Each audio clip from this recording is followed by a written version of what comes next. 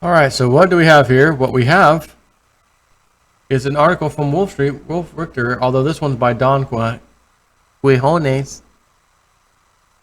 Um, I didn't know there was such a thing in the UK, even though I've had plenty of people from the UK message me and whatever, and I talk about all kinds of different stuff. I would have thought one of them, or even in the Eurozone, someone would know this and at least have mentioned it to Chase Nip. Hey, did you know that this is, this actually happens in the UK? Just because it would make a great video. Not that you're responsible for doing that, but for telling me. I just thought I would have gotten one by now because people do tend to send me all kinds of stuff. Check this out.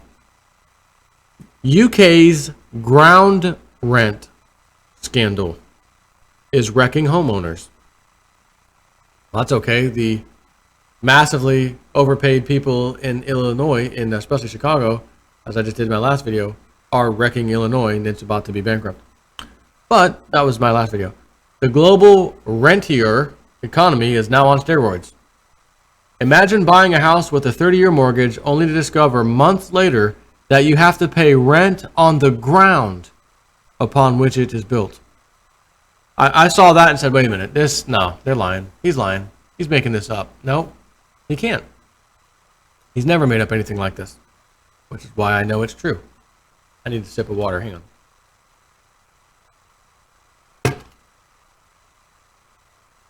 on. That rent can go up just about as high and as fast as the real owner wants it to. Plus, if you want to make any structural changes to the building you've bought but don't own, you must first seek permission from the owner. If he or she concurs, you then must pay a hefty fee. Absurd as this arrangement may sound, it is surprisingly common in the United Kingdom today. Banished from most advanced economies, including those with English common law like Australia, North America, or even Scotland, this archaic leasehold arrangement has in recent years wiped out the equity of thousands of people who mistakenly thought they were buying their own home. See, when I got this house, which, in all fairness, we haven't technically signed papers yet. I'm actually renting for another 40 days or so. I think that's when we're going to close, roughly.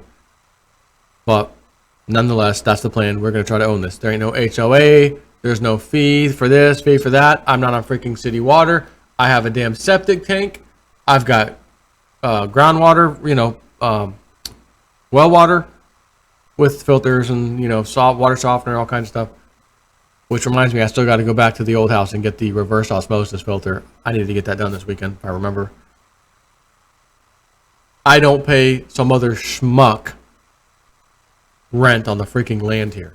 You know what I get? I get a bonus. Oh, you're 1/5 ownership. As soon as you leave your house and go right over there, that lake over there, you have a piece of land that you're 1/5 owner of right on the lake. Really? That's not extra. Like, pay? No, it comes with the purchaser of whoever buys this house. No kidding. Now that's what I'm talking about. When a house is purchased as a leasehold, the buyer, knowingly or not, is really no more than a tenant, albeit one with a tenancy agreement that typically lasts for up to a century. What? A century? The freehold, the building as well as the land and property occupies, belongs to somebody else. Usually the builder that sold the property or an investment firm. Leaseholds have been around in the UK for centuries and are commonly used for apartment buildings where there's some semblance of common land and building use. It didn't used to be much of a problem as these annual payments leaseholders have to make to a freeholder were tiny. Sometimes they weren't even worth collecting. But in recent years, the terms of the leases have become increasingly onerous, with higher initial rents that then double every 10 to 20 years over the duration of the lease. Clauses like this are having a devastating effect on the equity of new homeowners who, within days, weeks, or even months of buying their property, realize they have virtually no chance of ever selling it on. After all, who wants to buy a property that you'll never really own and on which you'll have to pay a crippling rent? This is happening not just with apartments, but also new build houses. In 1996, leaseholds accounted for just 6% of new builds. Nowadays, they represent 16%. All too often, the new owners are not informed by the builder or their solicitor that they will soon be contractually bound to pay annual rents, often well into four figures. The Guardian recently reported on a home built by Taylor Wimpey? Taylor, I'm going to call it, I think it might be pronounced Wimpey. We're going with Wimpey because I don't want to call this poor guy Wimpy. Taylor Wimpey, for which a buyer paid $101,000 in 2010, but which is now unsaleable as ground rents are set to soar to $8,000 per year.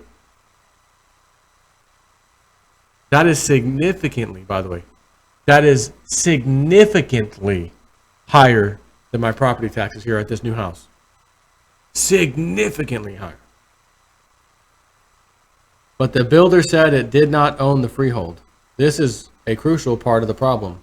Around 4 million, or 21%, of privately owned properties in England are leaseholds, and a growing number of the freeholds on those properties are owned by global investors, often domiciled in tax havens closely connected to the City of London, such as the Cayman Islands or New Jersey, or not New Jersey, or Jersey. New Jersey, what the? 260 billion pounds worth of residential and commercial UK property is owned offshore, where the ultimate beneficial ownership is hidden, says Sebastian O'Kelly, director of the Leasehold Knowledge Partnership. According to research by the satirical and current affairs news magazine Private Eye. Private Eye, they're watching you. They see your every move. Private eyes, they're watching you. No. They're not watching you. Private eyes, you're renting from you. Or actually, you're renting from them. The most popular location for registering a British property company offshore, with 22,155 registrations during a 10-year period, was the British Virgin Islands. A couple of years ago, the British Premier David Cameron, the son of a man who made his fortune operating a network of offshore investment funds that boasted of their ability to conceal funds from UK tax authorities, vowed that he would clean up the UK's property market. This he would accomplish by exposing the use of anonymous shell companies, the sort of complex structures that were popularized by his globe-trotting predecessor Tony Blair, to buy up luxury properties, often in London. Since then, precious little has happened. Now the UK government is pledging that it will outlaw leaseholds on new build houses while drastically restricting ground rents for apartments to a peppercorn value, thus wiping out their financial appeal for speculative buyers. It will be a welcome change, though leasehold victims shouldn't hold their breath. The last time a Tory government vowed to modernize and civilize the UK's property leasing laws, way back in 1987, the result was the current legislation. More to the point, the current proposals will only affect future sales, according to Communities Secretary Sajid Javid. Or is that? Yeah. As such, those already trapped in a leasehold with no hope of escape will have to seek redress from the freeholder, whoever they are and wherever they might be. Isn't that incredible? Here we complain, and we rightfully complain, all of us. Why are we paying property taxes, and why are some so much higher than others? And again, my last video or so, it's going to the administrators in the school and public school and their big fat pay and their tenure and their pension. And like I've always said, stop paying your property taxes and let's see who really owns that house of yours. You'll find out the government comes in, takes it over, sells it for whatever at auction, and then they get their tax money. You get kicked out of the house. Good day, sir. On top of that, in the UK, there's a third party else. They got someone else to deal with. The freeholder, is that called the freeholder? The freeholder. The leasehold. The leasehold. What in the hell are we doing? Why do we as people put up with this? What are we doing? Well, I voted for so-and-so because... Oh, that old game. Number one, most people you vote for, you don't actually vote for. It's already pre-selected.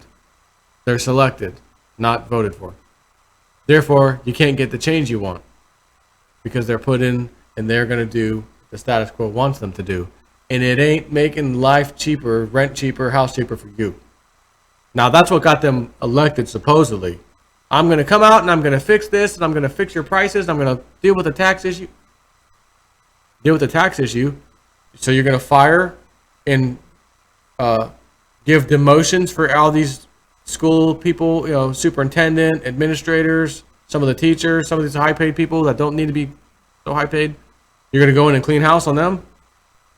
That's not going to happen. You know what the news would come out and they would bury you. You're taking away from teachers that teach our children and administrators that are much needed. You will be buried. So what's the next best thing? Promise the people we'll do that. We really won't. And then raise taxes on those sorry sacks.